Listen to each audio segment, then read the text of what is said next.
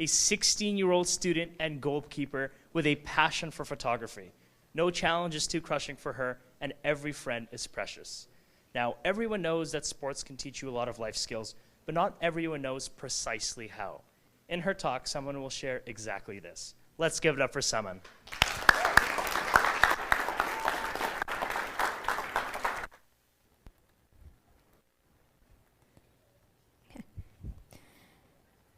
Messi is famous for working harder than anyone on the pitch. But while he's doing that, he's learning a lot of external abilities. Interesting, right? Think about it.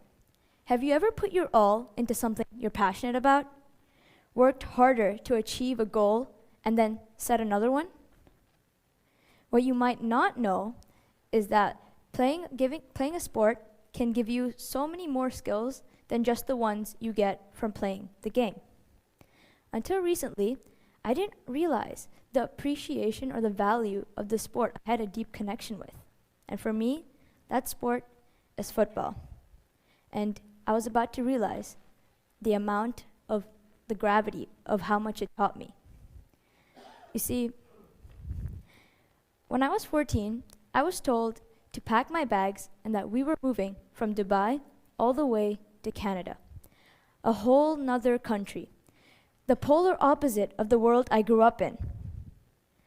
Imagine that. I was about to lose the entirety of my support system all at once. The familiar people, familiar sights, smells, sounds, even the weather. I was terrified. On top of that, the unspoken shift in my family's dynamic didn't make things much easier. You see, when I was 10, we had lost my mom to cancer. We were all suffering, and yet instead of dealing with the grief together, we distanced each other. We distanced apart.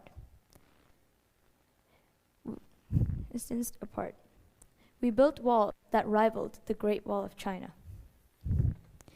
Though we were bonding over football, spending time together wasn't really the same. But I don't really blame them. We all deal with grief in a different way. In fact, I myself went to school same day a few hours later. I thought that was how I coped. But I soon realized I didn't know how to grieve at all. Yet the familiar people and things helped.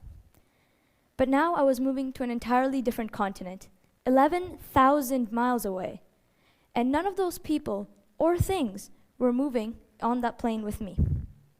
I didn't know what I was going to do. How was a teenager expected to deal with the complicated feelings of losing a loved one and have to start fresh all the way again for just 3 years before university? Those two combined were enough to make my whole world spin off its axis. And it was even more overwhelming once I got to Canada. Everything was different. I went from the desert to the snow, from crowded apartment blocks to the sparse suburbs that looked like mansions, from private school to public school, and just the changes that came from that. It was all overwhelming. So much so that I cocooned into my own little world. I would sit at the library during my break, weave through school, and then once that bell rang at the end of the day, I went home. After a few months of this, quite frankly, depressing routine, I found a ray of hope. Football tryouts. No, not American football, English football. The sport I've held near and dear to my heart was the ticket to normalcy that I've been waiting for. It was something familiar, something I knew, something I loved. But would it be different? Everything else was. But my doubts and worries left as soon as I stepped on that pitch. And let me tell you, I have never been more grateful for the rush of adrenaline that courses through your entire body when you're about to play a game. Even though I was new, I knew this. I spoke the language. And so, knowing that I was a pretty good goalkeeper in my old school gave me just that extra boost of confidence that I needed to let my inner legendary Mary Earps shine through. shine through. I understood the passion because I played football. And as the days of tryouts progressed, I made some friends. And even though neither of us knew each other or what we went through, we understood one thing: the passion for the sport that we shared. We both spoke the same language. We all ended up making the team and congratulated ourselves with a pat on the back. We had done it. I had done it. And in the process, I found my secure footing on Canadian soil. As the season progressed, our bonds only strengthened, so much so that we managed to win silver, and I grew. My happiness and my stress levels were through the roof. Yet, the biggest gift of all was way better than the silver medal. Even in war zones, kids play football. They kick the ball back and forth. Johan Olaf Koss, inspired by their resilience, was inspired to start Right to Play from what these kids went through that seemed like a hopeless situation. He found out that different types of play teach people different types of skills. But what really caught my eye was that outside the classroom, these kids started adapting these same critical skills. They knew what I had just learned, that a sport can give you a lot. That when you have a passion, you set a goal, and when you achieve it, you feel that sense of accomplishment that accompanies it, and you chase it. You do it again and again and again. You build fundamental skills that help you in newer situations that may feel uncomfortable to you. When I was on the field, all of this came back to me in a rush of a flood. I remembered who I was, who I am, and it filled me with confidence. Playing football in my new school helped me realize that I could use skills like endurance, resilience, commitment, self-discipline in new areas of life. So I tried everything and anything, from hopefully an evolved fashion sense to adventurous cuisines to different hobbies and interests. And to this day, I haven't stopped. Stepping out of my comfort zone, meeting new people, and joining various clubs.